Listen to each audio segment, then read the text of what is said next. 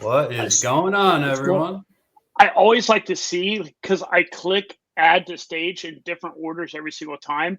So I'm always interested to see who gets added what way. Today, all three people at the exact same time. Yeah, you were pretty efficient there. Yeah. All right. Well, welcome everyone to episode 46, and we're excited to have a guest on today's show. Only the second guest that's ever been on the Ultrarunning News Network, Cole Crosby. So welcome, Cole. Thanks for coming on. Hey, everybody. I heard that I'm the one listener in Rhode Island, so Yeah. had to come on the show so that we could at least make it two, right? So anyone out there in Rhode Island that's listening, please join this podcast. Listen, it's great. Gets you all the great current events that's going on in the sport. So please join the family. Join the numbers. What's really impressive is not only are you the only one in Rhode Island, but it also does make Rhode Island the highest percentage of listeners in the U.S. So, well done, sir. Well done. Yeah. That's awesome. So, are you originally from Rhode Island, Cole? No. So I grew up in New Jersey, like central New Jersey, and about 4 years ago moved out to New England to Rhode Island, and been here ever since. Okay. And I know this is probably cliche with a lot of podcasts, but and Johnny, I'm sure would like to know, how you got into running, what brought you to the sport of ultra running.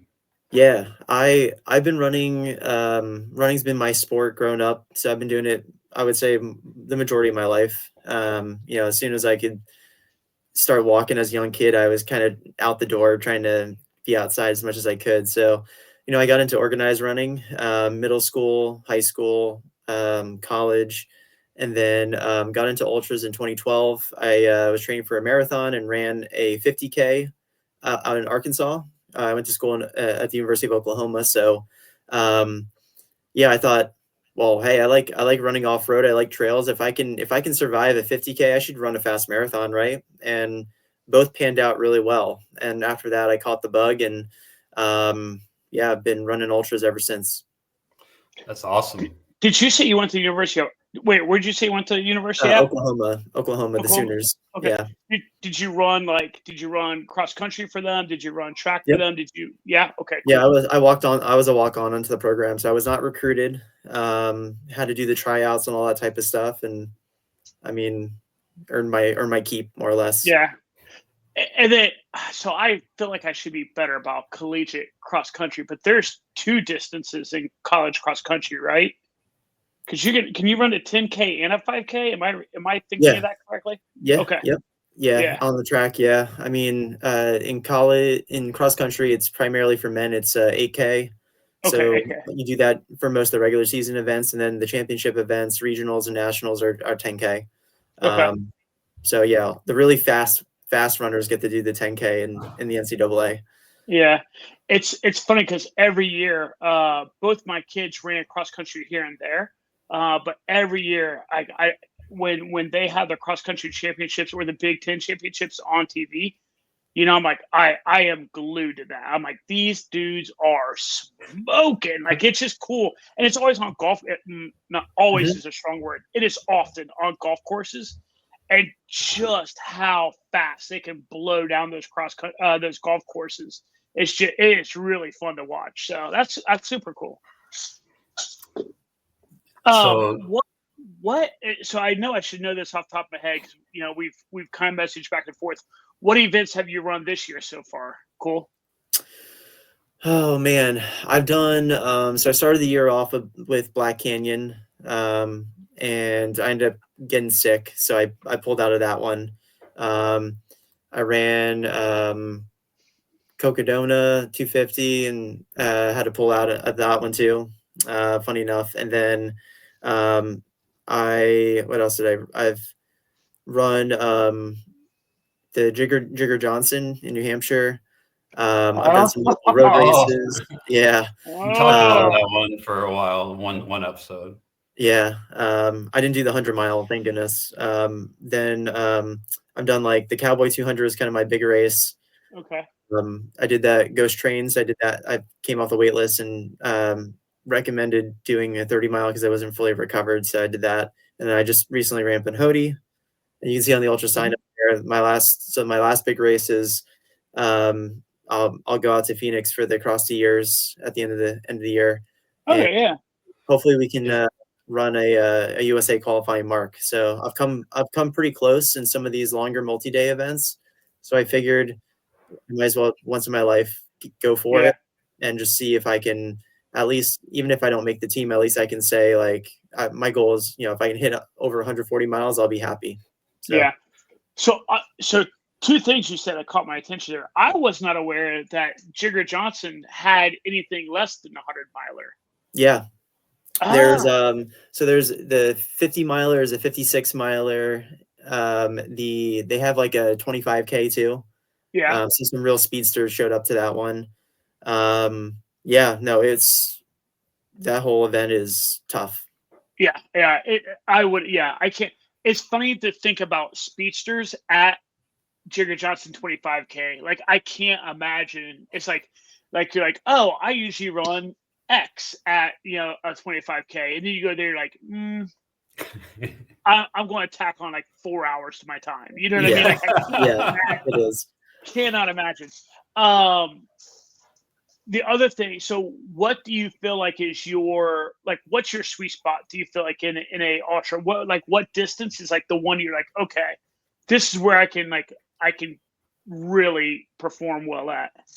Yeah, it's changed. I think it's more like when I started into the sport early on, I was doing a lot of 50Ks. Like I've run JFK a couple of times and placed in the top 10. I think like I placed like 5th and like 9th or something in 2 different years.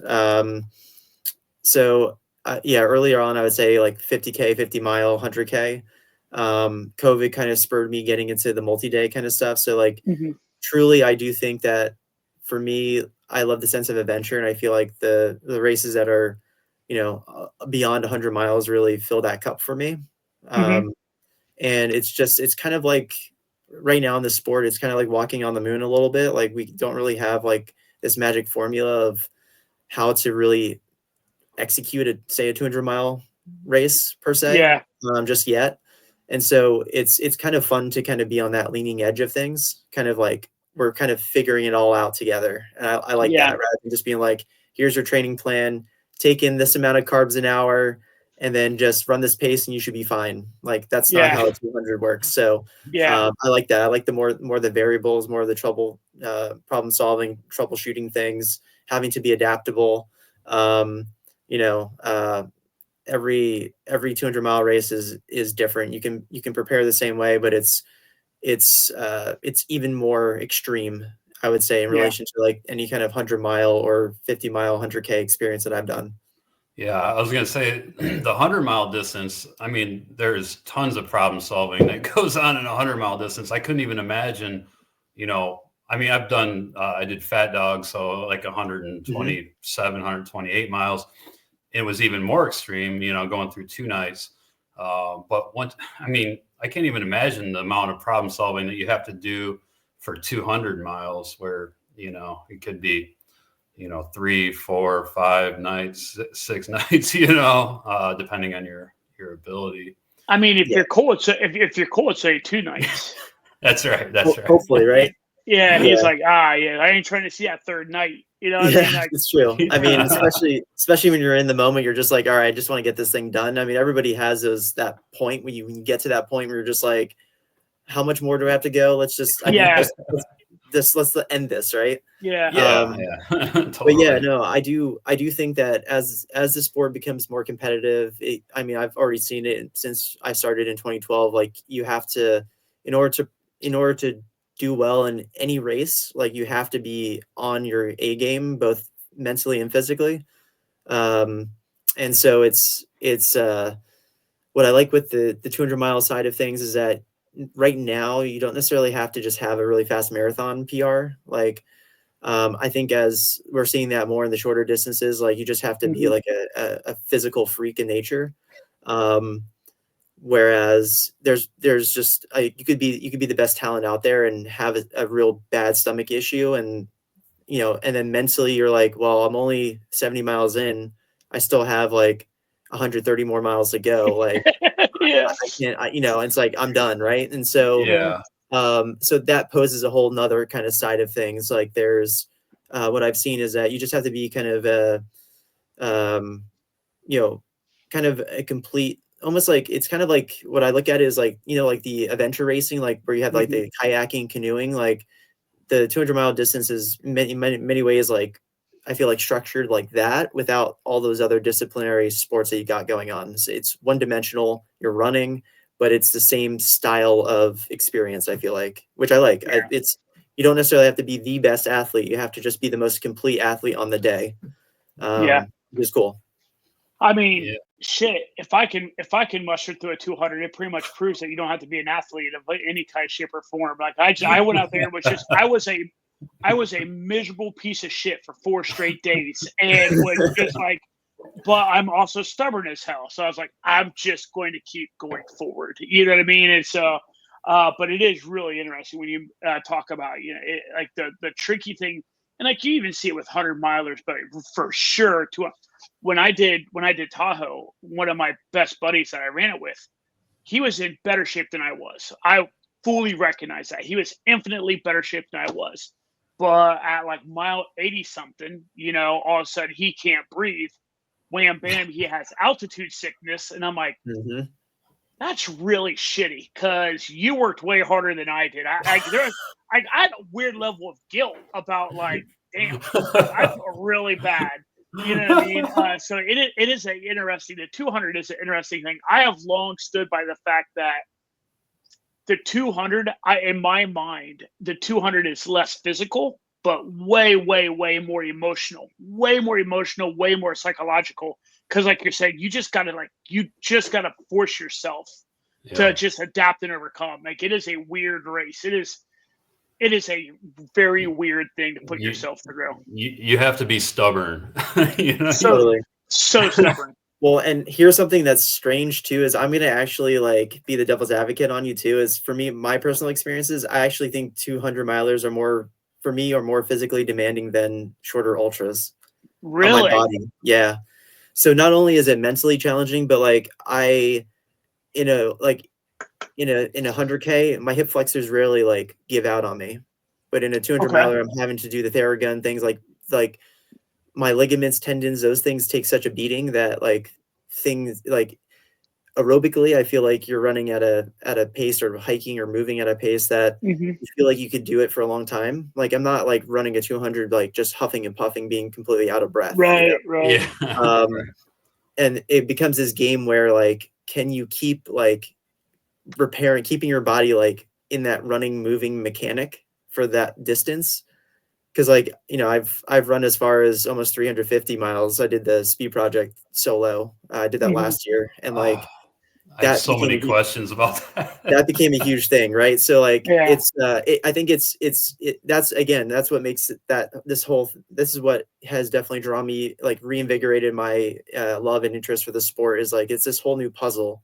It's like and your body physically goes at different points, different things happen, and again, you got to adapt. And it's like, it maybe not even is a biomechanical thing. It's just, you've been running on a cambered road for 200 miles, like something's got to give. Right. Yeah. So I think that's a really interesting thing. And so this is one of the fun things that we wanted to have you on the podcast about. I think that brings up a really interesting difference between not just a front of the packer, but a podium-ish kind of person, where even on 100, 200 miler, any distance, you are pushing to not only stay in front of the next person, but to catch the next person, right?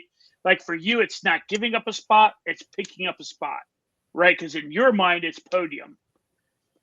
My big dumb ass is somewhere in the middle of the pack, back of the pack. I'm like, I don't give a flying fuck who passes me. I'm just racing myself and my own self. So I can definitely see where from your side, you're like, oh no, like the body is taking a beating. From my side, I'm like, I just got to mentally get through it. Like for me, goal is to finish. So that is a really interesting, like kind of way you're looking at it and how you see. I can totally see from a front of the packer where you're like, no, I am maybe not redlining like a 5K, but I am leaning into this and not giving up a spot the whole time. That's interesting view of it. Yeah. So I mean, are you pretty much like, I know that race in Nebraska, the Rail Trail 200, that was relatively flat. Are you like actually running? Like, what percentage would you say you're running versus walking in that 200 scenario? Yeah. I come from the guard that I try to limit my walking as much as possible. Like I'll probably run, honestly, even like in a race like Cocodona, probably like be in a running motion, even if it's like 15-minute miles. Like I will shuffle at a 15-minute mile pace, but Cocodona was probably I ran probably 80% of the course. Wow. You know, like hike all the climbs. Cowboy, I would only walk to like the bathroom or like as I'm entering into a checkpoint kind of thing. So I probably honestly I probably walked like maybe 100 steps in Cowboy that were just like I ran pretty much the whole thing except for the last three miles. I was just so out of everything, out of energy completely that walking was faster than actually the running motion. And it was just like, I'm just like, at that point I was so sunburnt too. I was overheating and I was just like, I can really, just to make sure I don't like totally pass out on the side of the trail just from heat exhaustion. I'm like, I just need to like power hike this into the finish. But yeah, I mean, I try to run as much as I can. And I think if you talk to Jeff Browning or anyone at the front, like there's going to be like, you're going to be in a running motion when you can the majority of the time. And it's only when it's like a real climb where you're going to be hiking, you know, like where it doesn't make sense to be in a running motion. Yeah, it's more efficient to hike in that situation. Again, just to illustrate the difference between Cole and me, allow me to further. We purposely set out at Tahoe, me and Chad Hill, we purposely set out and had a plan and like lived by the plan for the first 100K, up, down, flat, no matter what, we were power hiking. Like we are not running a step for the first 100K. And we're like, because we knew, because like that's your first aid station. We just knew, or sleep station. We knew we just got to get to there, and it was like, it was what it was. And so going from the mindset of like, yeah, I'm of the mindset that I'm going to run as much as I can. Flip it to my side where I'm like, no, like we purposely walked the entire first 100K, and then began. Well, we'll run flat and downhill. We're still obviously walking anything up. That is amazing. That's super cool. You said you ran Pinhoti, correct? Cool. Yeah, that was the last one I just did. How was that? Humid. So I would say coming into it, I just needed a Western States qualifier. I didn't have one, and that was literally like the last race to do so, or one of them. So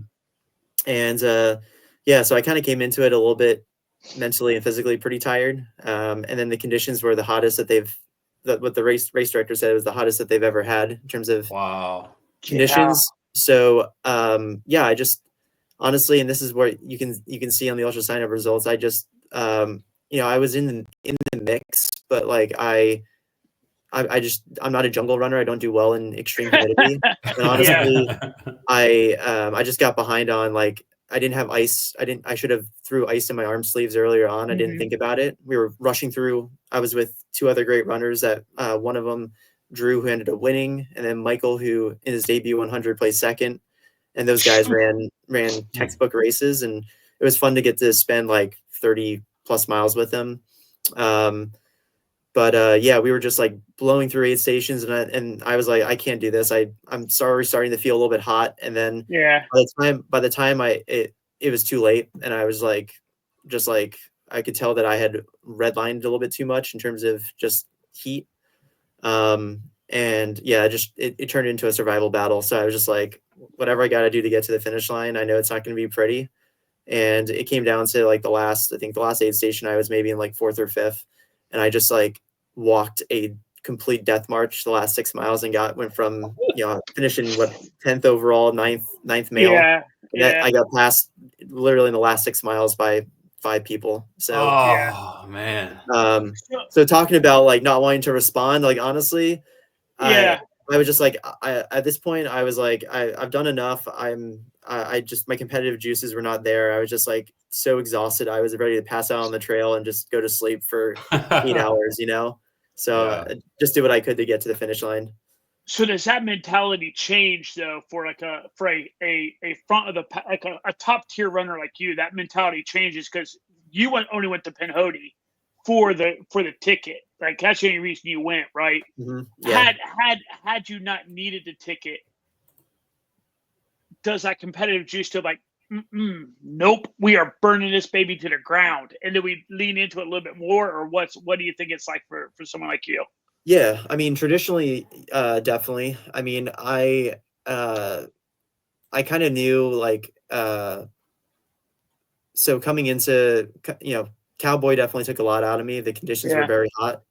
And the recovery took longer than I expected. And then really, this is a story of coming off wait lists. Like I was on the Ghost Train wait list for like literally since January, and then came off like 6 days before the event. And so it was kind of like, I've been wanting to run this race. I can't miss it. So I dropped down in distance, which was a wise move, and had a good day. But I think I burnt a couple matches there. And then, I knew coming into it, I'm like, it's going to be, I don't know. I'd love to obviously like just knock it out of the park at Pinhoti and have a magical day. But kind of knowing my experience coming into it, I'm like, it's probably, the main goal is to just get the finish and no matter how it's going to look. But yeah, of course I want to be competitive. Like, especially even when I was like overheating, I was like, these other guys could easily have a bad day. And I'm like, I was telling people at the aid stations, I'm like, I'm a 200-mile runner. Like, I'm just warming up, It's like, I mean, I think having that kind of distance behind you it builds perspective. Like, I'm like, even if I'm like holding on for dear life, like I know that if I keep doing the right things can turn around. And it's just it's really a matter of like if and when. And unfortunately it was neither. Like the win was like 2 days later after I was like back home and showered and all recovered. Right. Versus like in the race. But that's why we go out there and perform, because you never know. You never know what the day is going to bring. Well, I do know this. Had it been Pinhoti 120, Drew, Michael, Andrew, Nathan, Ryan, Andy, Julia, and Zach would have had hell to pay. You would have ran them down if it had been a 120 and not a 100. Well, that's what I know. If it was, for me being a New Englander, if it was a snowstorm, watch out. Like, and that's the thing, as I'm thinking, it's November. It's at least going to be like at nighttime, like in the 30s and 40s. Like, I can handle that stuff. But, being in the high 80s during the day was a little bit, I've kind of like again, like, give me some like nice fall weather, which we now have in New England, but it's taking all this time. Did you have another question about Pinhoti? No. I was going to see what you wanted to go to next. I was going to see what you wanted to do. Well, I'm glad you brought up Pinhoti because for whatever reason we missed it on the last podcast, and Pinhoti is a staple of the South. And it's start in Sylacauga, Alabama, I think. Heflin. Yeah. And then it ends in that. And it's a point to point course is it all on the Pinhoti Trail? Pretty much. Yeah. I mean, there's a few like little road crossing kind of sections, but you're pretty much on the Pinhoti Trail the whole way. It's a great event. Great volunteers, great organization. They know how to party and have a good time in Alabama. That's for sure. Yeah. It's weird because like here's the reason it's kind of surprising we miss it every year. Every year, there's usually at least a handful of Ohioans that will go down there and run that. You know what I mean? Just because again, like the time of the year works out really well, right? It's November-ish. Everything's kind of, you know what I mean? You're like, oh, let's head on down there. So and just like Rio del Lago, it's a last chance for a Western States qualifier. Yeah. Because it's on the very last weekend that you can get a qualifier. So congrats. You didn't get first place, but you got the qualifier. You got your qualifier. 5 years or 6 years in this lottery. So hopefully something good's gonna come of it. We'll see. You might get a nibble. So you're in the same boat as all right. We've had 2 guests on. Both guests are both at like that 5 or 6 year mark of like Western State tickets they can't get in. Yeah. I'm making the call right here, right now. Coming on the show is what gets people into Western States. That's right. That's right. Chaz Adams and Cole gets into Western States this year. Yeah. Because they came on Ultra News. Yeah, that would be awesome. That would be a great Christmas present. I would love that. Well, we will be for sure following if that happens. Another thing I wanted to ask you about was across the years. That is that invite only? No. So I think what you're thinking of is Desert Solstice. That's the track invitational. Oh, okay. Okay. Yeah. Okay. Across the years is they have all the different time. Yeah. So it's I think they have like 6-day, they have 100-mile, 200-mile, 24-hour, 48-hour, 72. They have a last person standing. It's like a real festival, and it's like right after Christmas and then goes into the new year and whatnot. Yeah. And yeah, it's just one of those like classic. It's been going on for a long, long time. It's really one of those original OG kind of style ultra events in the country. Yeah, I know they live stream it every year. I mean, it's easy to live stream. They just have a camera on the track. Yeah. That's cool. So you're doing the 24-hour, and you said you were trying to qualify for something. What was that? Yeah, so I've run as much as 137 miles in 24 hours on trail. So I'm only 3 miles shy of 140, which is like the minimum mark that's like could allow you to potentially be on the men's US national team. I think the marks you're going to have to run more miles than that, but like I felt like it's kind of like I'd love to run Western States once in my lifetime, like a bucket list thing. I've come so close to like that 140 that I might as well just go for it at least one time and see what it's like. And I mean, I've crewed and helped support a lot of like these looped timed events. But yeah, this would be my first official 24-hour looped event. I've done 12-hour, I've done 6 hours. Yeah, we're gonna really work on some good training. I'm lucky enough I'm going to be working with Zach Bitter, who is a real specialist, especially in this side of things. Yeah, we're going to tag team it, and hopefully I can put up a mark that's higher than 140, but I'm definitely at the bare minimum. If I can hit that 140, I'll be a happy guy. I can sleep easy at night. So yeah. Who do you have tapped to do your crewing and stuff like that? Who's going to be at the table throwing stuff at you when you go by? Yeah. So we're not going to get into the weeds on this, but my wife actually has her own side business that's like a professional crewing company. It's called Chaos Crewing Company. Okay. So yeah, she's been taking care of me ever since 2012. God bless her. Yeah. And so she'll be kind of obviously one of the main point people. I think I've convinced my dad to make the trip. Just he's going to be there more for moral support. He'll probably hand me some water bottles and just like make jokes. And then we might have a few of our other friends kind of come out. Any people that live out in Arizona, if you're in the area and you want to kind of be a part of the Chaos Crew team, send me a message and we can look into possibly getting you plugged in and stuff. But it's just going to be a real fun party. I'm going into it, awesome. Dialed, but also I think wanting to just have it be kind of a great year-end celebration too. I've never heard of having a professional crew. Like I've never heard of like what you're talking about your wife does. Like that's in my mind, I also love the fact that like as a runner, you could go to her website and it's like pick your crew chief, and you're like yells at me, is extra mean. Extra nice. So, will hold my hand at aid Customize. I like that you can like customize like how evil the handler is or how nice the handler is. And in my head, all I can do is play out every single person that's in my little niche group would always be like the raging out. You're being a punk. Quit being soft right now. Get out there right now. There is none of the hand holding. Like you're okay. You're doing great. There is none of that in my world. So I love the idea of like there's potentially somewhere you can like pick like the level of aggressiveness for your crew. That's awesome. Yeah, it's pretty cool. The last little bit of detail I would say about it is that they do a lot more than just you can hire them for hire as a professional crew, but they can also help connect you with other volunteers in local areas for crew. Yeah.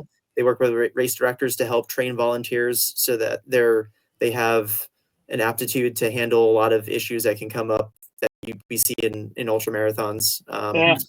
They do also a lot of training, like say you have some parents that have never crewed before and they're like, I don't know what to do. They'll create a whole plan for the athlete that's specifically designed and tailored to that course and race. So they're kind of like project managers in a sense for that specific race or adventure. And then also they're building a social network. So they have a network on Slack, but ultimately the end game is to have similar to like how you have Strava and people can chat and connect. They're trying to build that through crewing as kind of the conduit for connection. So that is super cool. Yeah. So it's a lot of things. It's exciting. Her and her business partners, they've done a great job, and sky's the limit. So we'll see where Chaos Crew heads in the future, but so far good things. Chad Hill, the guy who got me in, one of the guys that got me into ultra running when I was running my first 100, he invited my wife and I to have beers together, and his big piece of advice that he gave to my wife was like, hey, at some point at 2 a.m, 1 a.m, 3 a.m, your love for him is going to kick in, and you're going to want to be sympathetic. You're going to want to help him. Fuck him. Tell him, I'm like, he's like, tell him to get up and get out of the aid station. Don't love him. You can't love him right there. And I'm like, I like this. See, I think there's that weird tough love. Yeah, there's that weird part of your head is like, oh, this is kind of fun already. Like I kind of dig this. Like, all right, But I thought that was great advice. Like, hey, you're going to want to love them. You're going to want to help them. Don't do it. That's the wrong way to help. Yeah, what blows my mind too is how they're able to work with the runner, and as they get to know specific runners, like they've crewed for like one runner on multiple occasions, and as they get to know the athlete too, like they realize like how to strategize, like what type of like when you want tough love, when you need, and like the crew itself, like there'll be a designated person that's the tough love person versus like the coddling person. It's impressive. It's really cool. We kind of have that in our group. It becomes a part of the plan. Like you'd be like mind blown, being like, wow, this is all like, it's literally like a manifesto of like, this is how to like make this runner's project like the most successful possible. And they look at every little element. It's incredible. That is awesome. That is super awesome. Jamie, you want to go over some races real fast, or what do you want to do? Yeah, and Cole, you're welcome to stay on with us if you'd like. I want to hear all about the races, guys. So I'm not gonna lie. There's a part of me, and I feel like Cole's probably too nice of a guy to do this. There's a part of me, like someone pops up, Cole's like, oh, I know that person. That's a punk. I know a lot of people. I would have scuffed them up if I was at that race. Like I'm kind of hoping for like some of that to come out, but we'll see what happens. Well, since we didn't cover Pinhoti last week, might as well go over the results. Duran, do you know how to pronounce his last name, Cole? I think it's Antonese. Antonese. Yeah. Ended up winning in 17 hours and 1 minute, which is pretty solid. Yeah, he ran great. He ran a great time. And is Michael Bossini, is he the one that was his first 100? Yeah. So that was his first 100. He's from like Chattanooga, Tennessee. Drew originally is from Asheville, and I think lives in Colorado now. But yeah, those two guys, they I got to spend some time with them. And they ran great. I mean, with the conditions and everything, really, really impressive times, considering that like guys like Jeff Browning and stuff I think Jeff had run something in the maybe 16, maybe 17-hour range too. Mm-hmm. So, historically, very, very impressive times. That is impressive. And Michael was 17 hours and 59 minutes for second. Andrew Higgins third, 19 hours and 30 minutes. So a little drop off between second and third. First place female was Julia Sorti and 21 hours and 15. And second place female, Kat Schuler, 22 hours 36. And rounding out the podium for the women, Aiden St. Charles, 23:35. And Cole Crosby, 9th place male and 10th overall, 21:38. Pretty impressive time. There it is. Very impressive. I would give up a hand to run a 21-hour. Yeah. Well, to put in perspective, I split a 17:38 through the first 100 at Cowboys. So yeah. Wow, that is absolutely insane. They're different. They're different animals. So. Yeah. Animals. What?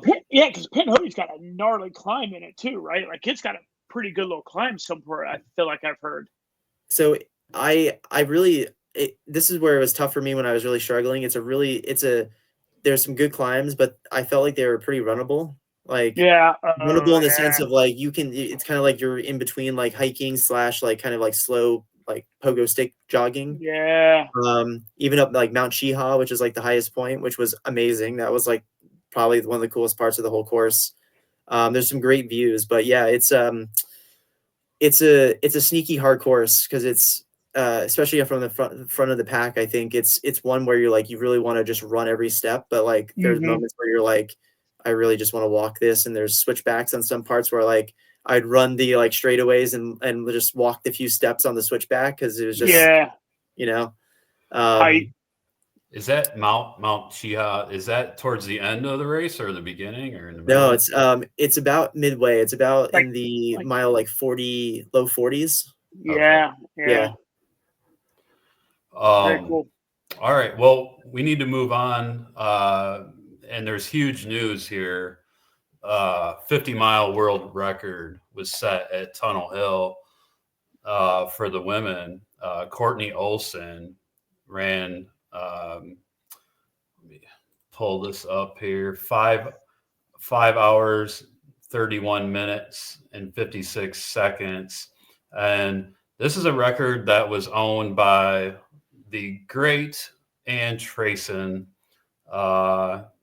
And Ann Trayson set that record in 1991. So that's a long-standing record.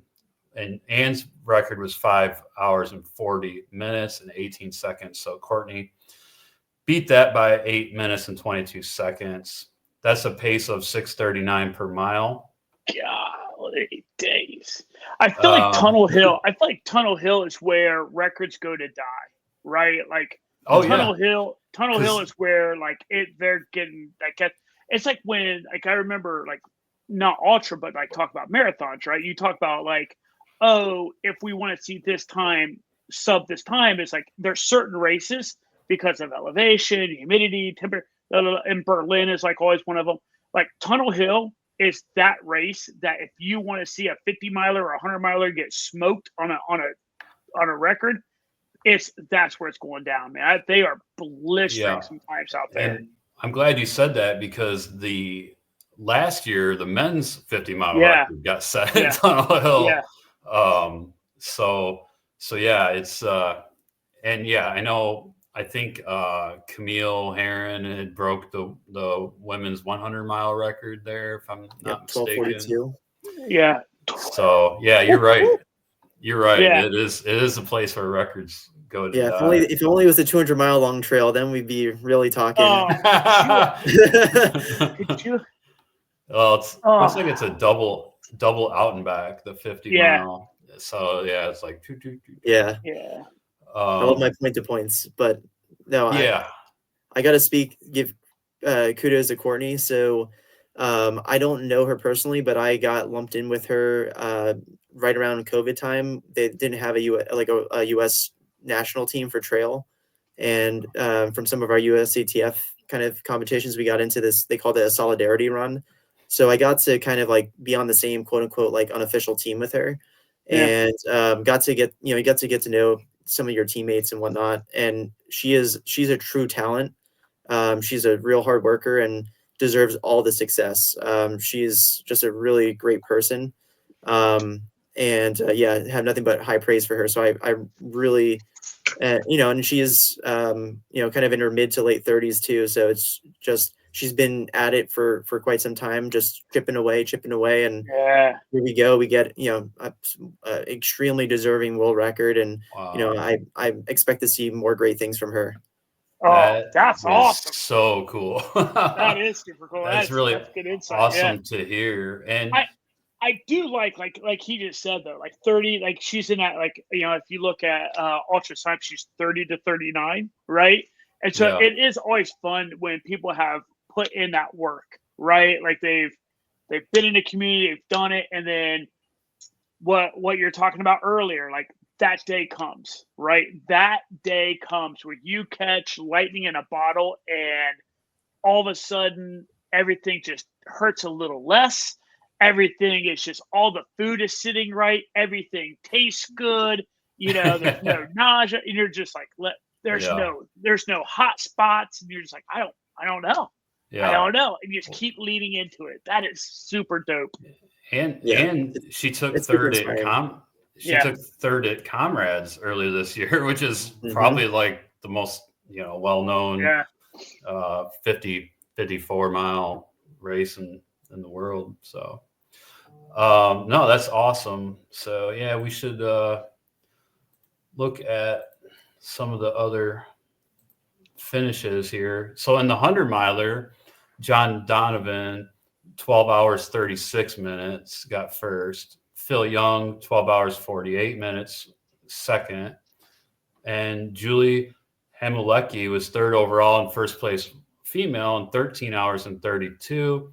Adam Gleiski, 14:25 for third for the men. And Erica Aikman, 17:01, second for the women. And Mallory Cervase, 17 hours and 47 for third place female. And in the 50-miler, Jason Yang ran a sub 5 hour 50. What was that record last year? 4:48, right? I think that's what it was. Charlie, something close to that. 4:46, 4:48, somewhere around there. Yeah, 4:48 and 21 seconds. Yeah. So 4:56 was first place overall. Jason Yang, Ryan Root second, 5:06. Gavin Pryor 5:31, and then there's Courtney Olsen with the world record 5:31. First place female, Melissa Tanner, 5:58, second, and Andrea Pomeransky, 6 hours and 7 for third. All right. What else we got here? Oh, I almost forgot, Johnny. Huge shout out to Josh. I would have been so pissed at you and I if we would have went on and not said something about Josh. I would have been so pissed at us. I know. I would have been destroyed. We would have been the worst humans ever. Like, all right. So how do you do?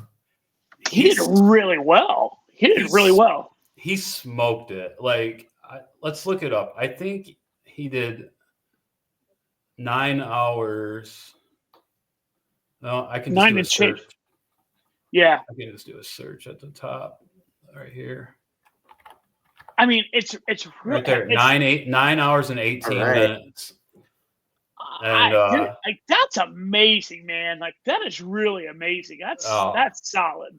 and that's his first 50 miler. And, Yeah. you know, and if you're new to the show or you didn't hear our previous episodes, Josh is a blind runner, and he uses guides, a rotation of guides for his races. But this was his first time at the 50-mile distance. He had a 37-mile training run, I think 3 weeks ago, but this was his first time at 50, and he just tore it down. Like, that's why I told him in Strava, I'm like, that Tunnel Hill didn't stand a chance. Oh, man, no. Yeah. It'll be fun. It'll be fun to watch what he gets into next. You know what I mean? Like what he decides to bite off next. Like, there's so few people. It'd be interesting to see the data on the number of people that run like a 50K or a 50 miler that's like, I'm done, versus the number that's and it's truly done, versus the number that says, oof, that sucked, I'm done. And then like a week goes by, they're like, what you got? What's out on the map next? You know what I mean? Like 100K, 100 mile. Yeah. Well, and I did reach out to Josh, see if he's interested in coming on. So, so we may have another surprise guest in the near future. That'd be awesome.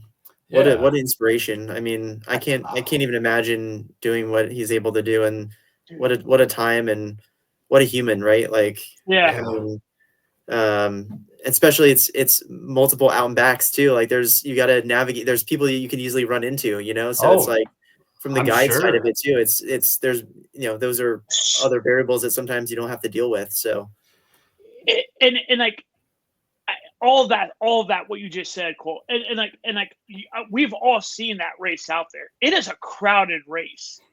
Like, that's a crowded race, man. Like, it's like getting in and out of aid stations. You know what I mean? Like, everything that goes into that, dude. Like, I can't even like put into words how impressive I find that. Like, that is absolutely amazing. I'd love to chit chat with him and just like pick his brain on how it happens. Like, how does that go down? Yeah. And kudos to his handlers. You know, because I mean, I was just doing a training run one day on a trail, and there was a blind runner with a guide that I think they passed me. I'm pretty sure. Get out of the way. But it was interesting to hear the guide calling out the routes and step up, you know. So, and there's a video of the Dipsy race, that 7.5 mile race in Marin County, and that's a tough trail.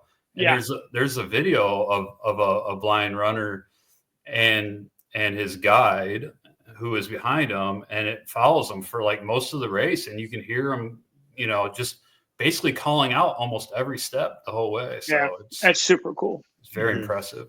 I do want to talk about Puerto Vallarta by UTMB. There's a 100 mile and 100K. There might be a 50K too, but I really just want to talk about the 100 mile and 100K. There was a lot of Americans that did pretty good down at this race. In the 100 mile, Alyssa Clark, American runner, she won the women's race. It's actually a 94-mile course with 17,388 feet of climbing, and she finished in 21 hours and 38 minutes. And Kelsey Hogan from Canada was second in 23:29. Marisol Arteaga from Mexico in 27:49 was third for the women. And for the men, the winner was from Peru, Remigio Human.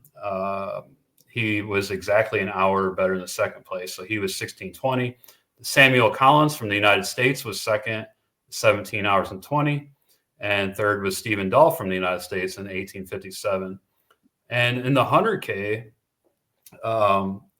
in the men's race, let's see here, the winner was Julian Vinasco Marin from Colombia in 10 hours and 10 minutes in the 100K.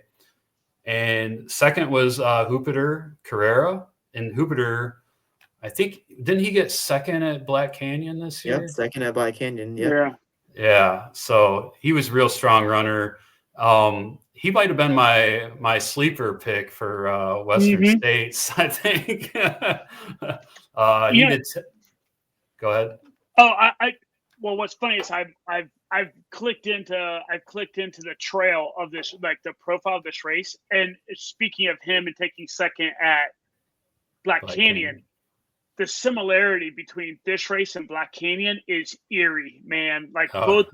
both net downhills, only one or two like kind of like runnable climbs, like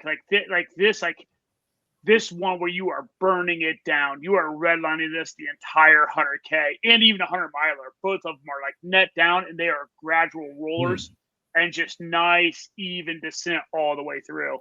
So I was when you'd made the comment about the Black Canyon, like the similarity is Similar really profile, yeah. very, very similar. Yeah. And Yeah. and he's from Mexico, so he was on his home turf, and Yeah. I'm sure that helped.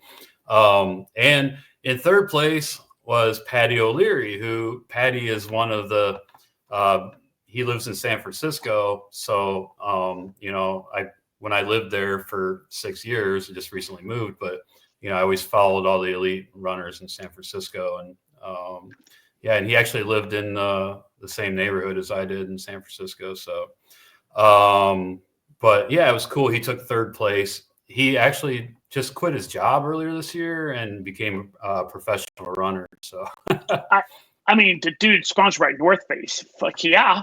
Yeah. I quit my job too to become a professional runner. Yeah. Coach, you want to say something about Yeah. Black Canyon in this race?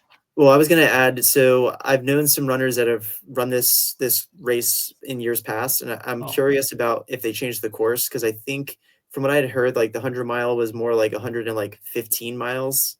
Oh, like really? 2 years ago. So, and the profile I think was there was more elevation gain, and that's across all the distances. So I feel like they might have, the UTMB organization might have modified the course, and I heard that it was extremely technical, a lot of bushwhacking, like parts where you're like, is this even a trail? Oh my God.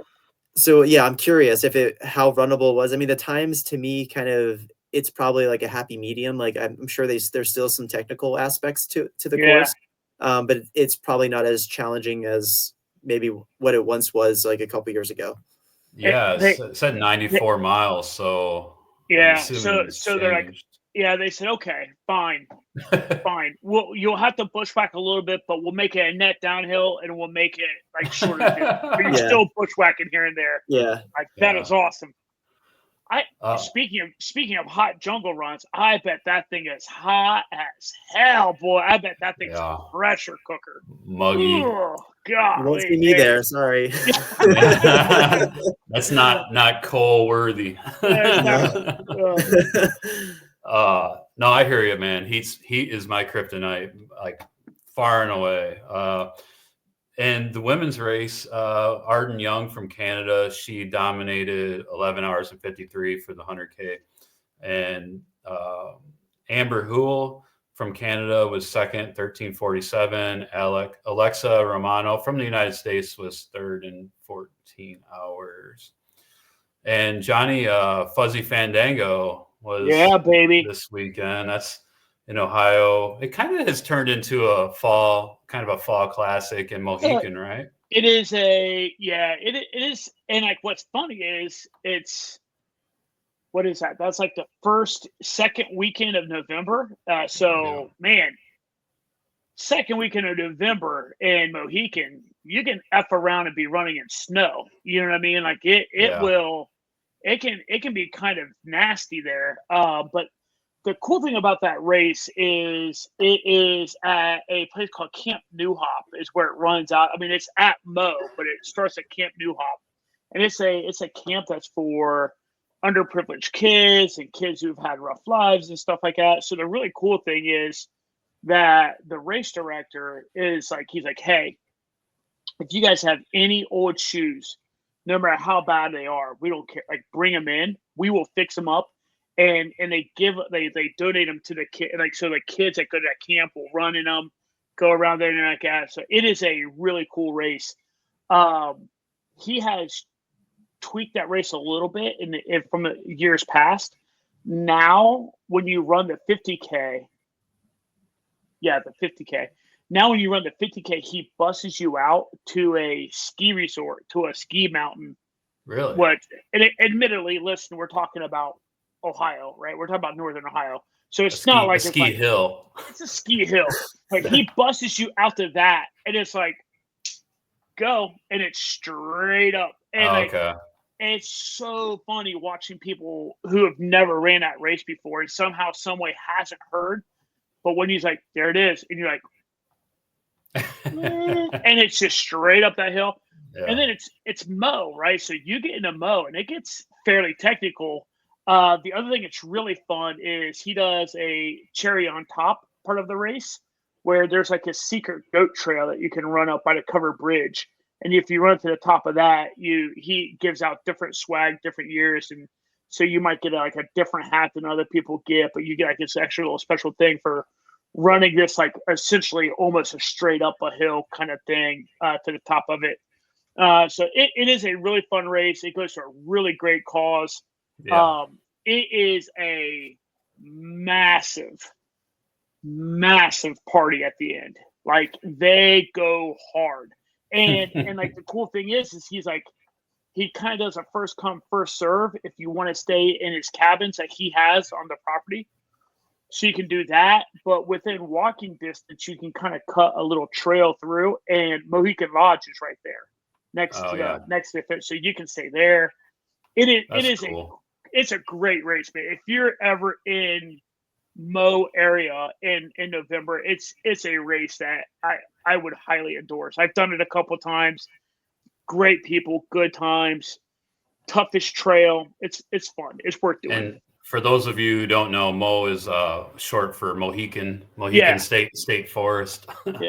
Yeah. So looks like we had quite a battle for first place here. Jason Mihalik, 4 hours and 29 minutes and 16 seconds, and then second place, the world famous Chad Trumbo. Yeah, one of my favorite Ohio guys, man. I love Chad. It's a good family. 4 hours and 29 minutes and 57 seconds, so less than a minute separated those two. And Chad just had a pretty strong showing out at that Saddles 100. Mm-hmm. Either did he win or too? Yeah, I've been running Cocodona with him. Like we've been. Is that right?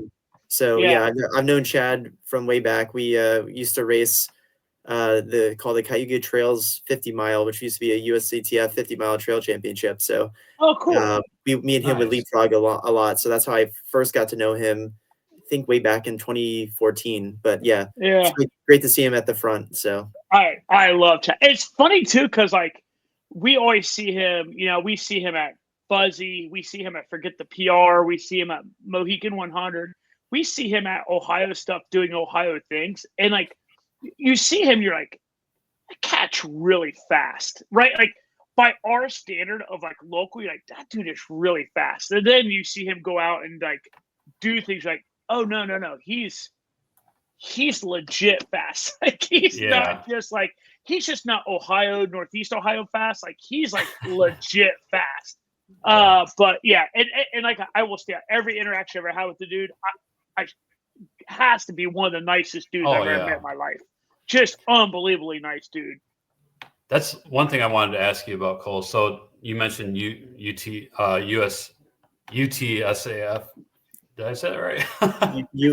USATF. USATF, right? Yeah. The Track and Field Association. So do you often run those events? Do you pay money to be a part of that? You do. I used to when I first got into the sport. Like that's primarily what the distances or the events I ran, like from 50K to 100K, road and trail. So I did that for like 8 years. You do have to be a USATF member, so it's like I don't know what it is now, like $30 a year or something like that. Okay. The way I build in my speed work is I am a part of a New England Grand Prix like running club that has like a road racing team, and so like I'll periodically in the summer hop into some 5Ks, 10Ks, get my butt handed to me, because the New England road running scene is like unlike anything you've ever seen. Like if I can convert all of them into trail running, they would change the sport forever. Like we're talking amateur athletes that are just really, really fast, like running like, you know, you'll have like 75 people that can run a 2:18 marathon, you know. Oh my God. You know, like a 15:35K in one of those races is going to place you like 80th. So so definitely I've done some of the USATF stuff, but yeah, because and I noticed that you've run the Tussey Mountain Back 50 a couple of times, and we had talked about that on a couple of episodes. And so we're assuming it's a fast course. It's like, is it like pretty smooth, like dirt, 80% dirt and 20% paved course? Yeah, it's a unique course because it's there's the climbs that they have are like they're climbs, they're big. Like I've had to learn how to like run sideways to not overload my quads. Like that's how they're steep. Kind of make your own switchbacks. Yeah. The footing itself is very runnable. There's some pavement. There's like, it's kind of like a rocky dirt road kind of thing, like a gravel-ish kind of road.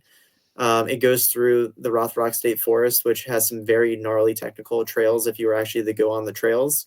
But you pretty much run on like a bridle path. And it goes all the way up through the mountaintops. Like it's fall, you know, October, so you get beautiful fall foliage. It's definitely a great event.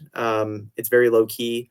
And they have 100-mile now, which has piqued my interest, because I would be curious to see, like, to go back to that course and see what doing 100 miles out there would feel like.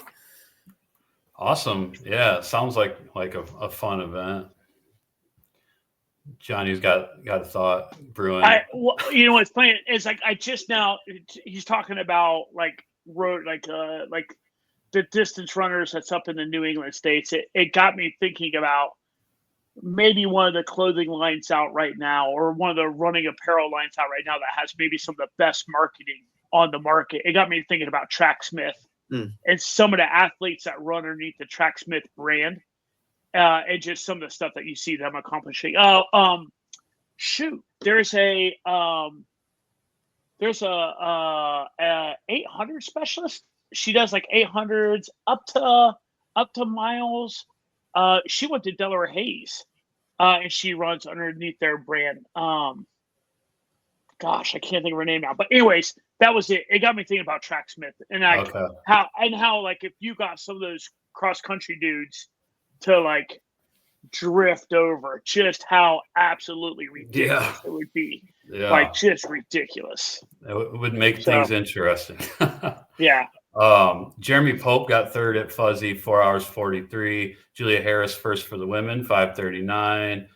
Amanda Debevic second for the women, 5:53. And Ashley Campbell rounding out the podium for the women, 6:11. All right, let's get into some of the other news. So we talked about on the last episode that Mike McKnight was attempting his Arizona Trail supported FKT, and you know that was kind of all the hype, and he ended up having to withdraw after like 550 miles, I think, and then like literally like a day or two later, I just randomly saw on social media that this guy, Nick Fowler, he just finished the Arizona Trail and set not only the fastest known time for self-supported, but he was the first person to ever go under 13 days. So not only was he self-supported, he set the overall Arizona Trail FKT, even beating String Bean, Joe McConaughey's supported time of 13 days and 3 hours, 21 minutes. Nick went 12 days, 17 hours and 33 minutes, just absolutely tore it down. I think it said he averaged like 65 miles a day or something. Yeah. And it's pretty impressive when you look at at the website, the fastest known time website, on his specific run, he's got some pictures in here, but he has a very detailed report, kind of like things that happened every day. So it's pretty interesting. His daily itinerary is pretty good. Like if you get down to like day 10, like some of the stuff, like day 12, below freezing in the night, horrible sleep and wet quilt. Like it's just like it looks like it's like being typed out by AI. It's just like blah, blah. Like it's like I'm too tired to even compose this. Yeah. Woke up the wet quilt again. Yeah. Cole, has it ever crossed your mind to go after an FKT like this, like a big FKT like this? If I could have the amount of time, then yes. I mean, that's why I like the kind of like the 200 to 300 kind of side of things. Is for me, like I can do it in the long weekend more or less, which is nice. But yeah, I mean these kind of longer multi-day, almost like week-long FKTs definitely do interest me. They're always out there on the radar. Maybe one of these days, but yeah, I do. I've also, me and my wife, I think we have a passion project that we're going to be maybe looking to do. That's going to be an FKT probably in the not this next year, but the following year, 2026. So stay tuned for that. But yeah, definitely. Nice. Well, the Arizona Trail FKT would definitely be something. It's on my radar for sure. It's just a matter of whether I want to really commit to it and find the time and that type of stuff. But for sure, it definitely takes. Definitely takes a commitment. That's a couple weeks. Like, if you, especially if you hold a day job, it's a lot of time off work. That brings up an interesting. All right, so you said the AZ is on your radar. If you were if someone said, "Hey, here's this amount of time. Here's whatever amount of time you need." If you were able to pick an FKT to just go like lay the hammer on, what one would it be for you, Cole? Whoa, that is a deep question, my friend.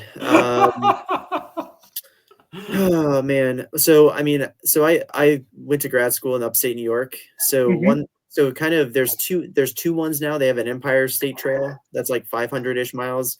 But really what would feed my soul would be doing the Finger Lakes Trail FKT. It's about 700 miles or so. Part of that's because like when I moved out back east from Oklahoma, Arkansas, and I went to grad school, really where I like developed into becoming an ultra runner, I would say, was in upstate New York, right in central New York, right on the Finger Lakes Trail. So like I like things that have sentimentality to them, so like doing that FKT is definitely something that I would be all about. I would try to rally all my friends in central New York to be like, hey, let's make this a trail party. Let's do something big and cool. And that would be really special to do something on that trail specifically. But so that's one I would have to pick. I like that. That would be a dope one too. And like, here's the cool thing about that one is I don't have to know anything about that trail other than the fact that it's in the Finger Lakes. And I know that thing would be a son of a bitch. Like, I don't need to know it.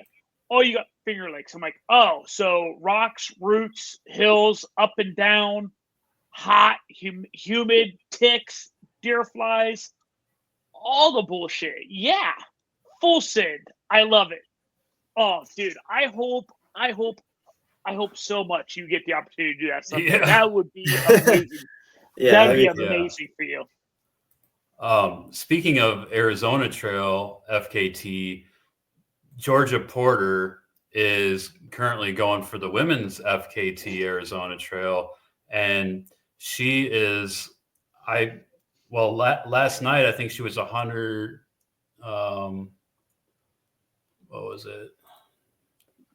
Last night she was 150 miles to the border. She's going north to south, so from Utah down to Mexico.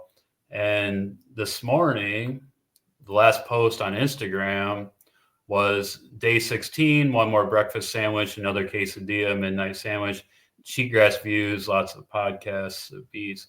Looks like she crushed 54 miles last night to end with 52 miles to go this morning, which is the start of day 17. So this morning she had 52 miles left. So either she's finished or she's going to finish tonight. But we should have that result by next week.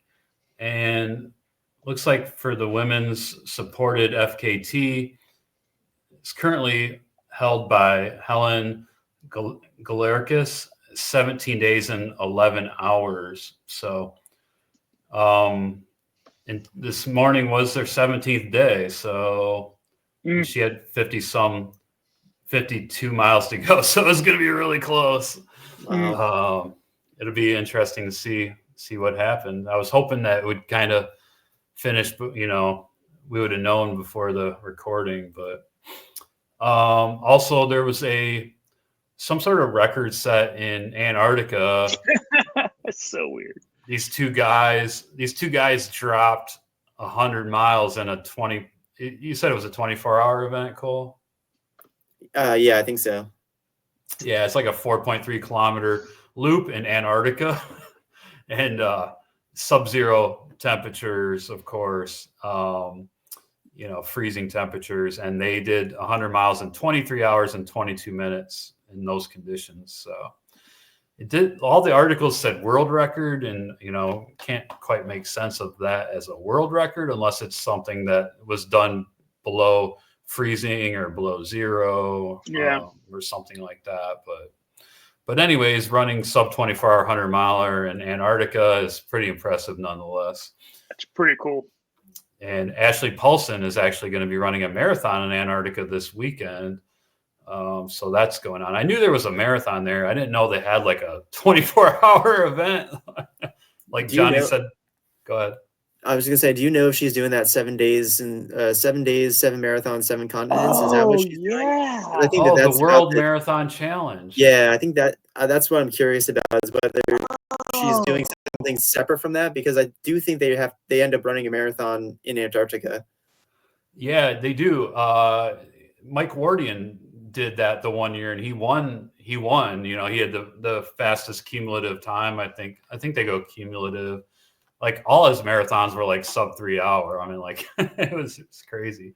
But I forgot about that. Run the world with me. Yeah, so she is. I forgot. Yeah, that is. Again, talking about just money's always going to be a factor and stuff for like normal folks like us. But $20,000 sign, $20,000-$30,000. There you go. Yeah. Just like, you know what? Just run the card. Run the card. You know what I mean? Isn't that all done in like 1 week too? I think. Yeah, it's 7 days. 7 days. Oh, 7 man. 7 days. The 7 travel. days, 7 continents. Yeah. The time change, the travel, like holy shit. That is crazy. Last thing we got today is we just found out that Aravaipa is taking over the world. Yeah, the United States anyway. The endurance race series in Colorado. I guess the race director is still going to be putting on his events in San Diego, but the Colorado events, Aravaipa is taking over. So they got another race series under their belt. So yeah, they're just continuing to grow. They just bought Ultrarunning magazine. Yeah, and they have the media company, which Mountain Outpost is pretty awesome. So yeah, I mean, it's good. It's good for the United States. We'll see more live streams and it is. Yeah. It is funny because for some reason, generally speaking, right, I will fully admit, 9 times out of 10, I get really annoyed. Like, I just don't love Big Brother gobbling up laws and laws. Like, generally speaking, it really pisses me off. You know what I mean? I don't know what it is. As I sit here with a Black Canyon t-shirt on, like, I don't understand what it is. Like, for some reason, Aravaipa doing it doesn't bother me. Yeah. And I don't, and I think it's grassroots. Yeah. And I think it's weirdly enough that they have somehow, some way been able to grow exponentially, but still also hold on to that exact thing, that grassroots, that like they're able to hold on to the core culture of what it's about, and they're still good stewards of the sport, and they're not shitbags. You know what I mean? Right. And for that, for those reasons, I'm like, okay. You know what I mean? Any other time, I'd be like pissed off, man. I'd be like freaking out. Like UTMB gobbling up races is a little different than Aravaipa. They can pound salt. But I gotta chime in too, because I'm a part of the Aravaipa New England team, like athlete team. So funny enough, I have my Cocodona. So my first belt buckle ever in a race was the Cocodona 250. Nice. So nice. skip over 100 milers and just go straight to 250, right? Yeah. That is epic. Just to speak on Aravaipa real quick, kind of from the inside side of things. So a lot of it is that I think why people really connect with Jamil is that his authenticity is that he really reinvests in his own business a lot. Like he's not driving around like he doesn't have like Ferraris and stuff. He doesn't spend like the guy has tethered shirts. Like look at the Satisfy shirts, right? Like, so like he really reinvests a lot into the business. And then also I've noticed that I don't know what's going on with this Colorado kind of race organization, but possibly what I've known of what has happened in the past, like Jackpot's an example, is race directors that have really good races that they're looking to like get out of the business. They've reached out to Jamil and said, hey, I want you to take this over. And so I've noticed where, Aravaipa has come in and kind of like helped reinvigorate events that maybe would have just not existed. So there's been a lot of that, which has been kind of cool. And I think that's where they've gone about it the right way. They're also a small team too. I don't think people realize, like, in terms of their actual, like, real full-time employees, like there's like this many, like there's like as many fingers as you have on your hand, but their output is absolutely exponential. And the amount of event staff that they have is really where they spend a lot of their finances, is like their race directors and like the race support. But the people pulling the strings behind the scenes, there's not many of them. And that's, I think, what's, from what I've seen, makes what they do even more impressive. So yeah, it's cool.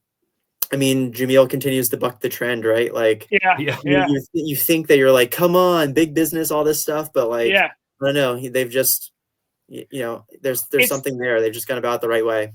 It's also, so it's funny that you bring up a point that I feel like is probably lost on a lot of people. And I'll be honest, I didn't really think about this spin of it until you just said it. I think a really interesting flip of the coin is everyone probably assumes it's them going and buying, right? It's them reaching out to the races. But wait a minute. It's the races coming to Jamil like, hey, listen, this is where we're at. Like, and so it's not Jamil gobbling people up. It's Jamil being an angel investor in a roundabout a kind of way. Like, you know what? Cool. I like what you got going on here. I'll take it over. We'll pull it underneath our umbrella. We'll do this. And hearing that, if I'm a betting man, I'm betting that Jamil's not paying them pennies on the dollar. Jamil's probably like being pretty squared away and pretty fair with them on it too. So so I'm glad I took my stance of like he's the exception to my normal rule of like outrage and just pissed offness. You know what I mean? So that's really cool.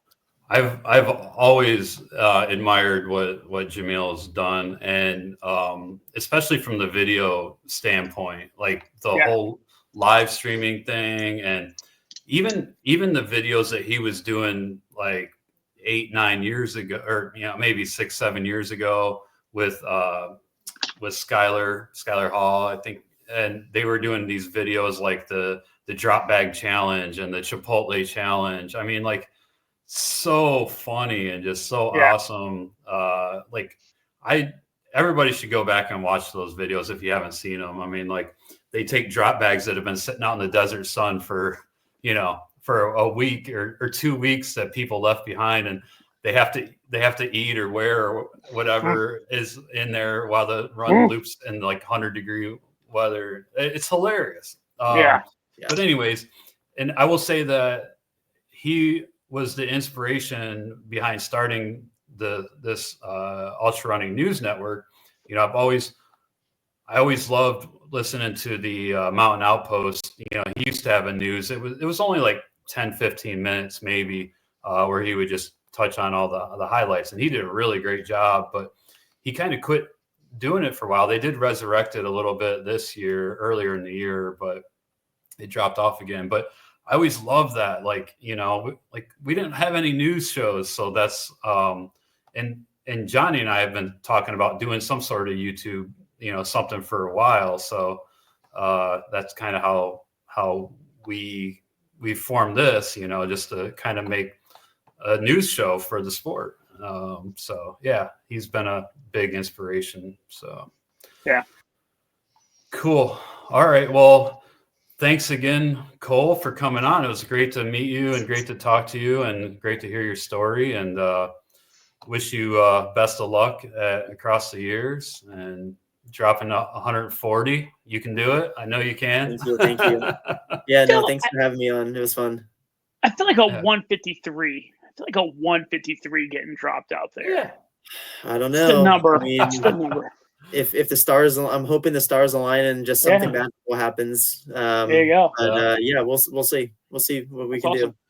I just to echo what Jamie's talking about, I really enjoyed having you on. It's fun to hear a different perspective. It's always fun talking to like someone that doesn't run the same way you do, and I could just so I really appreciate your insights, your thoughts on different at running from a podium position.